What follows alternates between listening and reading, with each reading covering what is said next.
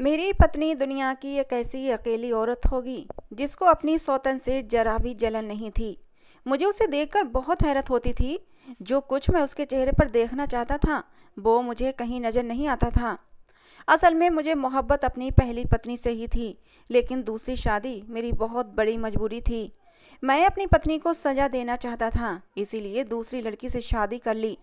लेकिन मैं हैरान था कि मेरी पहली पत्नी के माथे पर एक बल तक नहीं आया था। तब भी नहीं, जब मैं अचानक से नेहा से शादी करके उसे अपने फ्लैट पर लेकर आया था। दरवाज़ा मेरी पहली पत्नी सुमन ने ही खोला था, लेकिन हम दोनों को साथ देखकर उसने मुझसे कोई सवाल नहीं पूछा। मैं जानबूझकर उसके सामने नेहा के साथ प्यार मोहब्बत की बातें करता था। उसके सामने नेहा के करीब होता था ताकि उसे ये सब सहन न हो। ये देखकर उसे अंदर ही अंदर आग लगे, उसे बुरा लगे, उसे तकलीफ पहुंचे। मैं उसकी आंखों में आंसू देखना चाहता था। मैं चाहता था कि वो दर्द से गुजरे। मैं उसके चेहरे पर दर्द के आसार देखना चाहता था, जिस दर्द से मैं पिछले 2 सालों से गुजर रहा था। लेकिन सुमन को तो जैसे कोई परवाह ही नहीं थी। जब मैं और नेहा एक दूसरे के करीब होते, एक दूसरे की बाहों में होते, तब भी वो अपने चेहरे पर मुस्कुराहट सजाकर हमें देखती रहती। आज भी मैं अपनी दूसरी पत्नी नेहा के साथ हॉल में बैठा टीवी देख रहा था कि अचानक से मेरी पहली पत्नी सुमन ने अपने कमरे का दरवाज़ा खोला। शायद वो रात को पानी पीने कमरे से बाहर आई थी। उसकी नज़र मुझ पर और नेहा पर पड़ी तो मैं जानबूझकर नेहा की और भी ज़्यादा करीब हो गया। मैंने अपने बाजू फैलाकर नेहा को अपनी आगोश में भर लिया था, उसे बिल्कुल अपने करीब कर लिया था। सुमन को देखकर नेहा थोड़ी झेंप सी गई थी। कहने लगी, ये आप क्या कर रहे हैं? इस बात का ही ख्याल कर लें कि हम अकेले नहीं हैं। मैंने कहा, जो यहाँ हमारे अलावा मौजूद है वो गैर थोड़ी है। ये करके मैंने एक नज़र सुमन पर डाली थी। मैं जो कुछ उसके चेहरे पर देखना चाहता था और चाहता था कि उसकी आंखों में दर्द की चिंगारी जलती मुझे नजर आ जाए, ताकि मेरे सुलगते दिल को चैन मिल जाए, करार आ जाए। लेकिन उसके चेहरे पर ऐसे कोई भी भाव नहीं थे। वो मुस्कुराती हुई नजरें झुकाए हुए किचन में चली गई, फिर पानी की बोतल निकाली, गिलास लिया और अपने कमरे में जाकर कमरे का दरवाज़ा बंद कर लिया। ये देखते ही मैं फौरन नेहा से पीछे हट गया था। नेहा मेरी इस हरकत से मुझे हैरान होकर देखने लगी। कहने लगी, क्या बात है विशाल, एकदम से पीछे क्यों हट गए? कुछ देर पहले तो बड़ी मोहब्बत दिखा रहे थे। मैंने कहा कि मुझे नींद आ रही है, तुम अगर और टीवी देखना चाहती हो तो देखो, मैं सोने जा रहा हूँ। ये कहकर मैं अपने कमरे में आ गया। शायद मैं भी अपनी हालत से बेबस था, क्योंकि मोहब्बत तो मुझे सुमन से ही थी। लेकिन मैंने नेहा से शादी सिर्फ इसलिए की थी क्योंकि मेरी पत्नी सुमन एक मुझे याद आने लगा, जब मेरी नई नई शादी हुई थी सुमन के साथ, तो मैं किस कदर खुश था सुमन को पाकर, क्योंकि वो एक बहुत ही हसीन लड़की थी, ऐसी कि उसे देखकर कोई भी मर्द अपनी आंखें झपकाना भूल जाए। शादी के बाद मैं उसे कुछ ही दिन दे पाया था, क्योंकि मेरा कारोबार ही कुछ ऐसा था कि मुझे रात भर ऑनलाइन दूसरे देश के प्रोडक्ट्स बेचना होते थे। इसलिए मेरा ऑफिस रात देर तक खुलता था। मेरे घर आने का कोई समय तय न था। कभी मैं 3 बजे घर लौटता तो कभी रात के 4 बजे, क्योंकि मेरा काम शाम को शुरू होता था। मेरे घर में सिर्फ वो सुमन ही रहती थी। मेरे माँ बाप मेरे भाई के पास सऊदीया में रहते थे। पहले पहले तो सुमन रात अकेले रहने पर बहुत घबराती थी। बार बार मुझसे शिकायत करती कि मैं अकेले नहीं रहूंगी, मुझे अकेले रहने में डर लगता है। लेकिन मेरे काम को देखते हुए उसने मेरी मजबूरी को समझ लिया था। मैंने उसे कहा कि तुम्हें ऐसे ही समझौता करना पड़ेगा। कभी कभी इस बात पर अक्सर हमारी लड़ाई भी हो जाती थी और वो और बहस भी लंबी हो जाती थी। लेकिन कुछ महीने से जो बात मैं महसूस कर रहा था वो ये थी कि सुमन मुझे अब इस बात पर बहस बिल्कुल भी नहीं करती थी कि मैं घर पर उसे कम समय दे पाता हूँ। शुरू शुरू में मैंने सोचा कि शायद सुमन ने इस बात को स्वीकार कर लिया था, लेकिन बात यहीं तक सीमित नहीं थी। कुछ अजीबोगरीब टाइप के हादसे मेरे घर में अब होने लगे थे। जिस अपार्टमेंट में मैं रहता था वहाँ मेन गेट पर एक नौजवान चौकीदार बैठता था। देखने का अच्छा खासा हैंडसम लड़का था। मेरा फ्लैट ग्राउंड फ्लोर पर था। मेरे बेडरूम की खिड़की बाहर मेन गेट की तरफ ही खुलती थी, जिसके सामने मेन गेट साफ नजर आता था और वो चौकीदार वहीं पर बैठता था। उस अपार्टमेंट में ड्यूटी ज्वाइन किए हुए बस उसे 1 ही महीना हुआ था। मेरा काम ही कुछ ऐसा था कि मैं दिन भर घर पर रहता और शाम होते ही अपने काम के लिए चला जाता था। हम कुछ दोस्त मिलकर बाहर के देशों के प्रोडक्ट्स को भेजते थे, इसलिए हमारा काम शाम से रात देर तक जारी रहता था। हमने कमर्शियल इलाके में एक छोटा सा ऑफिस बना रखा था और वहीं पर लैपटॉप पर हम काम किया करते थे। मैं रात को थका हुआ आता तो फिर जो सोता तो दोपहर को ही मेरी आंख खुलती थी। एक बार मैं अपने कमरे में गहरी नींद सो रहा था जब मुझे सुमन के हंसने की आवाज़ आई। मेरी आँख खुली तो मैंने देखा दोपहर के 2 बज रहे थे। मुझे समझ नहीं आ रहा था कि वो इस समय किससे हँस बोल रही थी, क्योंकि घर पर कोई नौकर भी नहीं था। सारे काम सुमन खुद ही करती थी और पड़ोस में भी उसका कुछ खास मेल मिलाप ना था। दोपहर के 2 बज चुके थे, इसलिए मुझे भूख भी महसूस हो रही थी, इसीलिए मैं उठकर बैठ गया। जैसे ही मैं फ्रेश होकर कमरे से बाहर निकला तो सुमन मेन गेट के पास खड़ी किसी से हंस हंस कर बातें कर रही थी। जैसे ही मैं मेन गेट की तरफ आया तो देखा बाहर वही नौजवान चौकीदार खड़ा था। वो भी हंस हंस कर सुमन से ही बात कर रहा था। ये देखकर मुझे बड़ा अजीब सा लगा था। मैं सुमन के पीछे खड़ा हो गया। चौकीदार ने जब मुझे देखा तो एकदम उसके चेहरे का रंग उड़ गया था। उसने फौरन से सुमन के हाथ से खाने की प्लेट ली और चला गया। सुमन पीछे पलटी और मुझे सामने देखकर वो पूरी तरह से घबरा गई थी। कहने लगी, आप जल्दी उठ गए। ये कहते हुए फौरन से वो नज़र चुराकर किचन की तरफ चली गई। मैं भी उसके पीछे पीछे आ गया। मैंने कहा, ये चौकीदार यहाँ क्या कर रहा था? कहने लगी, दोपहर के खाने की जिम्मेदारी हमारी है, इसीलिए खाना लेने आया था। ये कहते हुए वो मेरे लिए कॉफ़ी बनाने लगी। मैंने कहा, तुम मुझसे क्या बातें कर रही थी? वो भी इतना हंस हंस कर। मुझे काफ़ी देर से तुम्हारी बातों की आवाज़ें आ रही थीं। मेरी बात सुनकर उसने एक तीखी सी नज़र मुझ पर डाली और फिर नज़रें चुरा गई। कहने लगी, आप मुझ पर शक कर रहे हैं विशाल? मैंने कहा, नहीं सुमन, मैं शक नहीं कर रहा, मैं तो बस पूछ रहा हूँ। सुमन कहने लगी, वो एक पड़ोसन आंटी के बारे में बता रहा था कि उनके घर का खाना अच्छा नहीं होता। ये कहते हुए वो मुझसे मेरे नाश्ते के बारे में पूछने लगी, जैसे बात को बदलना चाहती हो। फिर मैंने उसे कहा कि बेहतर है कि तुम सिर्फ चौकीदार को खाना ही दिया करो, मोहल्ले के किस्से कहानियाँ सुनने की तुम्हें ज़रूरत नहीं है। मेरे शब्द ना जाने क्यों खुद ब खुद सख्त हो गए थे। सुमन ने आगे से मुझसे बहस नहीं की। अगले दिन ऑफिस में इतना काम नहीं था, इसलिए मैंने सोचा कि जल्दी ही घर चला जाऊं। काफ़ी दिनों से मैं सुमन को बाहर नहीं ले गया था। मेरा इरादा यही था कि आज बाहर रेस्टोरेंट में उसे खाना खिला दूंगा और वो खुश हो जाएगी। लेकिन जैसे ही मैं अपार्टमेंट में दाखिल हुआ, मैंने देखा कि चौकीदार अपनी कुर्सी पर बैठा था। जैसे ही मैंने मेन गेट से फ्लैट की तरफ बढ़ा कि मैंने देखा सुमन किसी नौजवान से बातें करने में बिजी थी। मगर जैसे ही मुझ पर उसकी नज़र पड़ी, वो फ़ौरन से पीछे हट गई। वो नौजवान भी मुझे देखकर घबराकर पीछे हटा था। मैंने उसे पहले कभी नहीं देखा था। मैंने कहा, जी कौन? तो वो हड़बड़ी से हकलाते हुए कहने लगा, जी मैं डिलीवरी मैन हूँ। आपकी मिसेज ने कुछ ऑर्डर किया था, वही देने आया था। अपनी शक्ल सूरत और हुलिये से वो मुझे कहीं से भी डिलीवरी मैन नहीं लगा था। मैंने सुमन की तरफ देखा तो वो भी बदहवास सी थी। वो नौजवान फ़ौरन वहाँ से निकल गया। जब मैं घर के अंदर आया तो मैंने कहा, तुमने क्या मंगवाया था? मेरी बात सुनकर वो नर्वस सी हुई थी। फिर कमरे में जाकर अलमारी से एक बॉक्स लेकर आई। कहने लगी, ये वॉच मंगवाई थी मैंने। मैंने कहा कि इतनी जल्दी तुमने वॉच अलमारी में भी रख दी? मैंने देखा वो सिर्फ एक सादा सा बॉक्स था, उस पर किसी भी कंपनी का नाम नहीं लिखा हुआ था। वो कहने लगी, मैं अलमारी से पैसे लेने गई थी, इसलिए वॉच मैंने अलमारी में ही रख दी। लेकिन ये कहते हुए बार बार वो अपना पसीना दुपट्टे से पोंछ रही थी। मैं शायद उस पर शक ना भी करता अगर वो यूं बदहवास न होती। मेरा दिल अब सुमन की तरफ से शक में पड़ चुका था। रात का डिनर टेबल पर लगाते हुए वो कहने लगी, अगर आपने जल्दी आना होता है तो मुझे फ़ोन कर दिया करें। मुझे उसकी ये बात भी समझ नहीं आई। मैंने कहा, क्यों? क्या मैं अचानक घर नहीं आ सकता? सुमन कहने लगी, नहीं, मुझे फिर से खाना गर्म करना पड़ रहा है, इस वक्त तो मैं सो जाती हूँ। ना जाने क्यों मुझे लग रहा था जैसे मेरा अचानक से घर आ जाना उसे बुरा लगा था। रात को जब मैं सोने के लिए लेटा तो वो काफ़ी देर बाद कमरे में आई थी। उसका खिला खिला रूप देखकर मैं सब कुछ भूल गया और उसे अपनी बाहों में भरने लगा। आज बहुत दिनों बाद कुछ समय मिला था कि मैं सुमन के साथ प्यार के कुछ पल बिता सकूं। मैं जैसे ही उसके करीब होने लगा वो कहने लगी कि मैं सोना चाहती हूँ, मैं बहुत थक गई हूँ। मुझे उसका ये व्यवहार अजीब सा लगा। अक्सर तो मैं रात को बाहर ही रहता था। सुबह जब घर पहुँचता तो बेहद थका हुआ होता था। नींद से मेरी बुरी हालत होती थी, इसीलिए मैं सुमन को समय नहीं दे पाता था। इसीलिए मैंने सोचा कि चलो आज कुछ फुर्सत मिली है तो मिलकर साथ में कुछ समय गुजार लेंगे।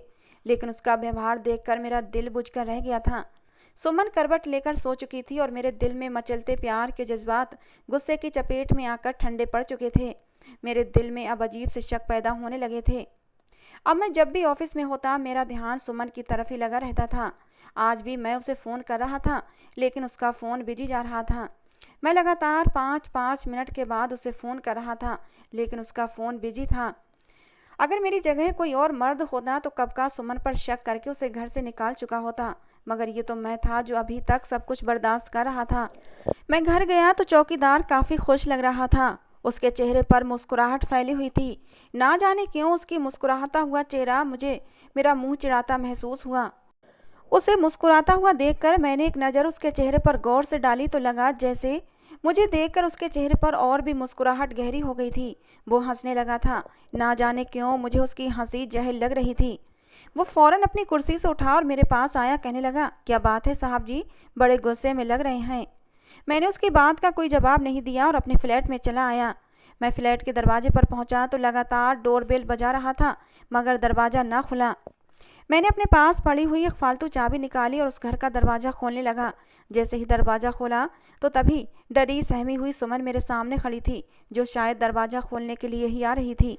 ऐसे अचानक दरवाज़ा खुलने पर वो सहम गई थी। अगले ही पल वो हंसने लगी और बोली, क्या बात है विशाल, आपको क्या हो गया है? मैं नहा रही थी और आप तो यूं धड़ाधड़ दरवाज़ा बजाए जा रहे थे जैसे पता नहीं क्या कयामत टूट पड़ी हो। मुझे पहली बार सुमन पर गुस्सा आया था। मैंने दरवाज़ा यूं ही खुला छोड़ दिया और अंदर आ गया। और अगले ही पल मैं सुमन से पूछताछ करने लगा कि तुम्हारा फ़ोन क्यों बिजी जा रहा था। मैं जब भी कॉल करता तुम्हारा नंबर बिजी ही जा रहा था, तो मेरी कॉल क्यों नहीं उठा रही थी, और अब दरवाज़ा भी इतना लेट खोला। इस सब का क्या मतलब है? मुझे खुद भी पता नहीं था कि मैंने क्या बोलना है, मगर जो मेरे मुंह में आ रहा था मैं बोलता ही जा रहा था। मेरी बात सुनकर सुमन सहम सी गई थी। उसकी आंखों में अविश्वास के डोरे चमकने लगे थे।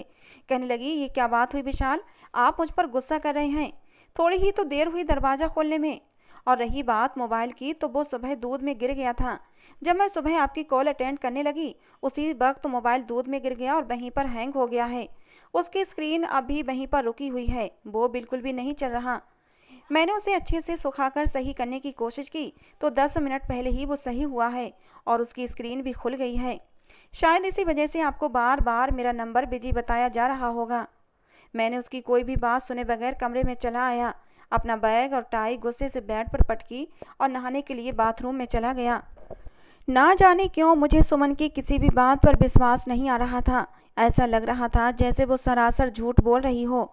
आखिर एक दिन कुछ ऐसा हुआ जिसके बाद मैं पूरी तौर पर सुमन के खिलाफ हो गया। शक का बीज घना ताकतवर वृक्ष बन गया।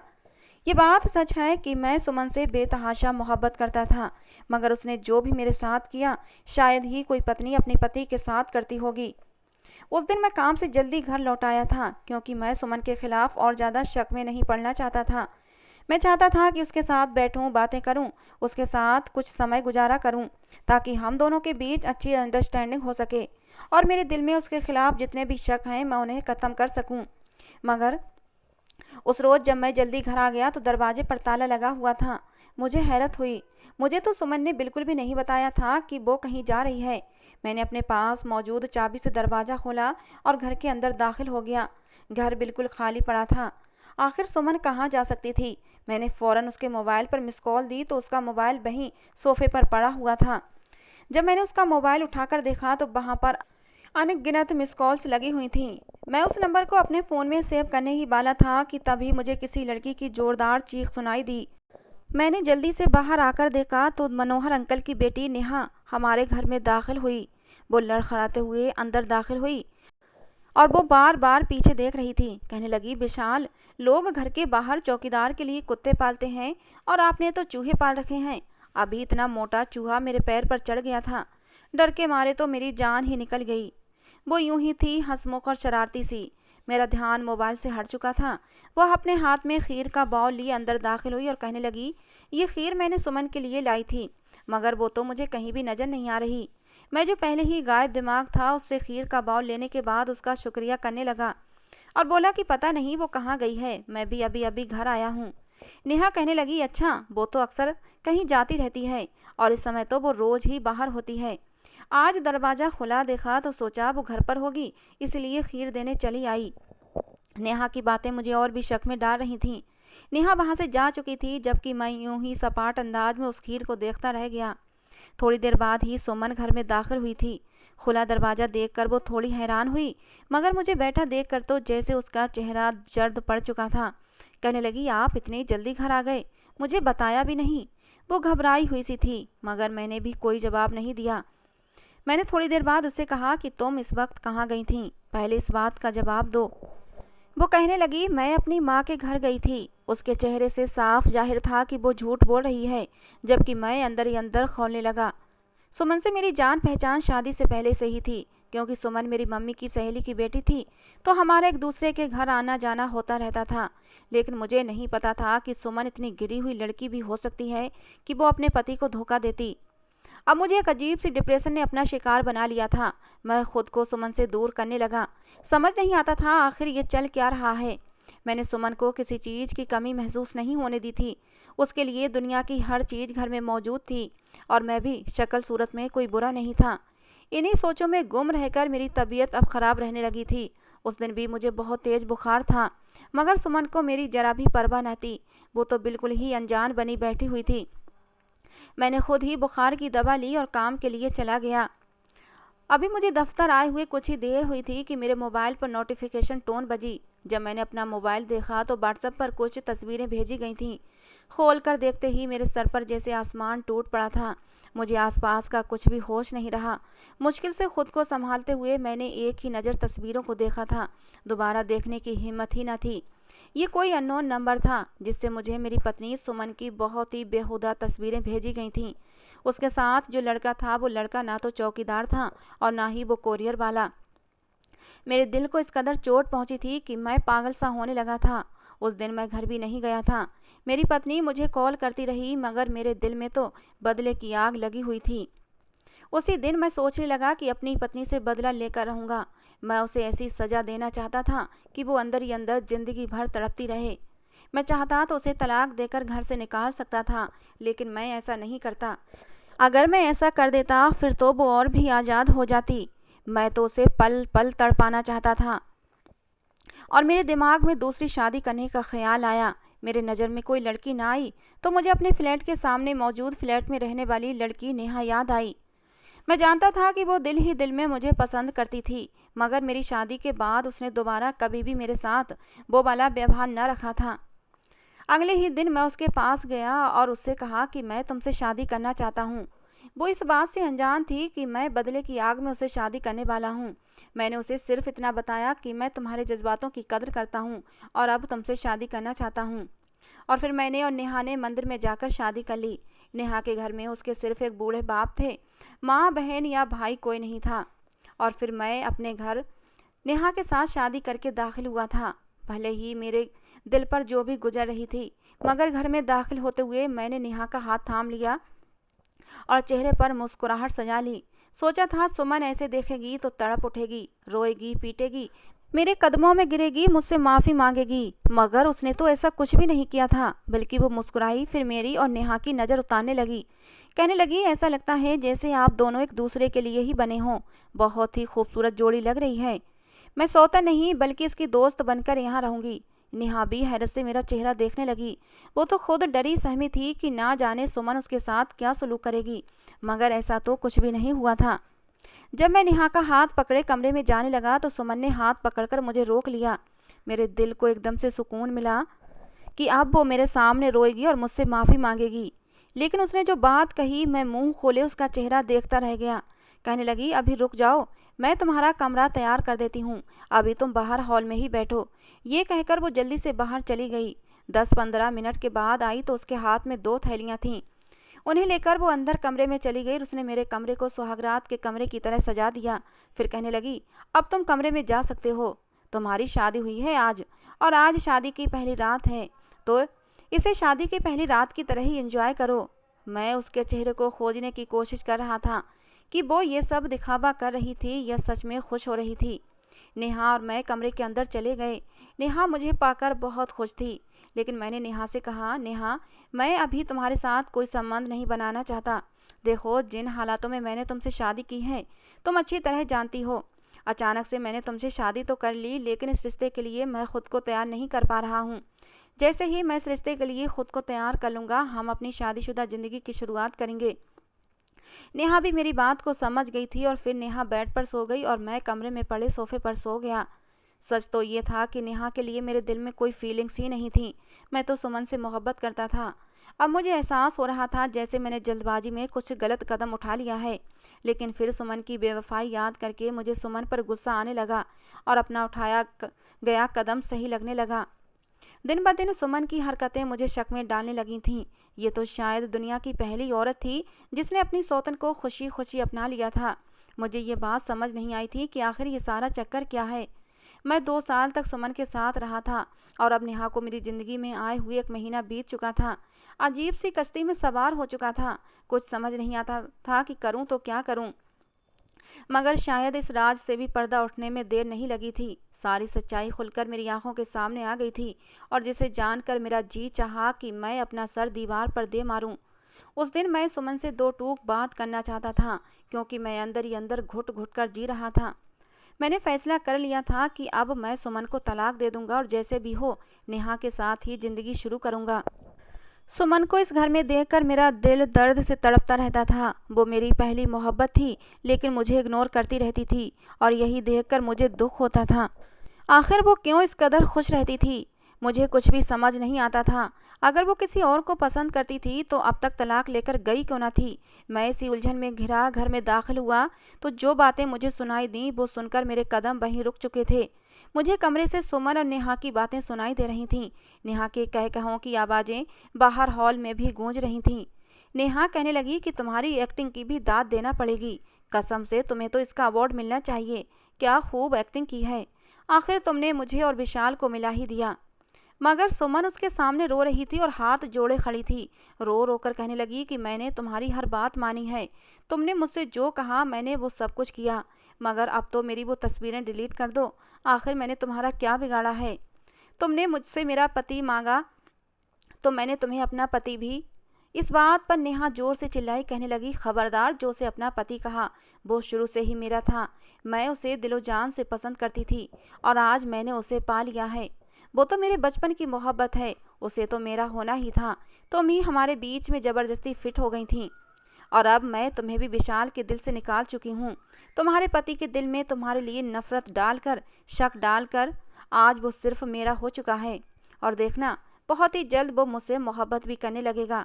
बस अब तुमने एक आखिरी काम करना है, उसके बाद विशाल पूरी तरह से मेरा हो जाएगा। पता नहीं तुमने उसके सर पर ऐसा कौन सा जादू कर दिया है कि तुम्हारे इश्क का भूत उसके सर से उतरता ही नहीं। इतना सब कुछ हो जाने के बाद भी तुम्हारी मोहब्बत को अपने दिल से निकाल नहीं पाया है। अभी तक उसने मुझे पत्नी होने का हक नहीं दिया है।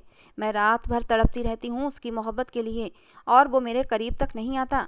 तुमने बस यही काम करना है कि अब तुमने उसकी ज़िंदगी से निकल जाना है, हमेशा हमेशा के लिए।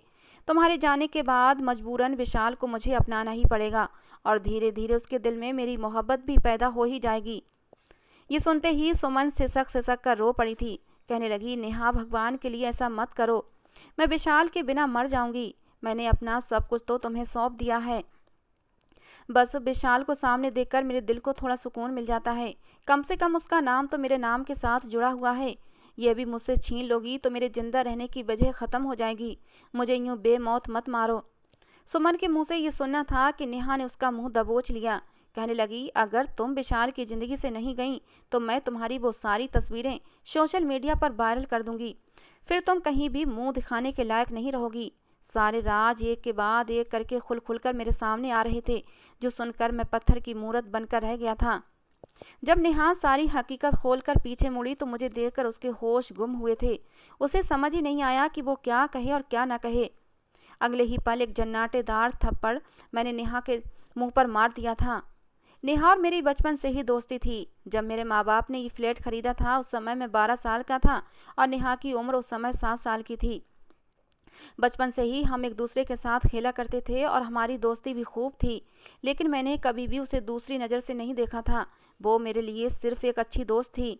मैंने मोहब्बत तो सिर्फ सुमन से की थी, लेकिन आज जब राज खुलकर मेरे सामने आया तो मुझे उससे नफरत होने लगी थी। कैसी गिरी हुई और चालबाज लड़की थी। मेरा घर बर्बाद कर दिया था। मैंने उसी समय नेहा को धक्के देकर अपने फ्लैट से बाहर निकाल दिया। मैंने उसके खिलाफ एक अच्छा खासा केस भी बनवाया था। आखिर को उसने मेरी पत्नी की ऐसी अश्लील तस्वीरों को एडिट करवाया था जिसमें कुछ भी सच्चाई न थी। 1 हफ्ते बाद ही मैंने नेहा को तलाक भी दे दी थी। सुमन ने ये सब देखा तो वो मेरे सामने रोने लगी। आज पहली बार उसने अपने सारे राज मेरे सामने खोल कर रख दिए थे और बेतहाशा रो जा रही थी। मैं भी उससे दूर खड़ा था। मेरी आंखों में भी आंसू आ गए थे कि आखिर क्यों मैंने सुमन की मजबूरी को समझ ना सका, उस पर विश्वास ना कर सका। काश मैं उससे पूछ लेता उसे कुछ समय देता तो शायद आज ये सब कुछ ना हुआ होता। नेहा जैसी भोली भाली दिखने वाली लड़की किस तरह हमारी जिंदगी को बर्बाद कर चुकी थी। कुछ समय के बाद मैंने वो फ्लैट छोड़ दिया और अलग जगह पर घर लेकर सुमन के साथ खुशी खुशी रहने लगा। तो दोस्तों, ये थी आज की हमारी कहानी। आपको कैसी लगी ज़रूर बताना। पसंद आई हो तो प्लीज़ लाइक करना। रोज़ एक नई कहानी सुनने के लिए हमारे चैनल को भी सब्सक्राइब करना। कहानी को अंत तक सुनने के लिए आप लोगों का बहुत बहुत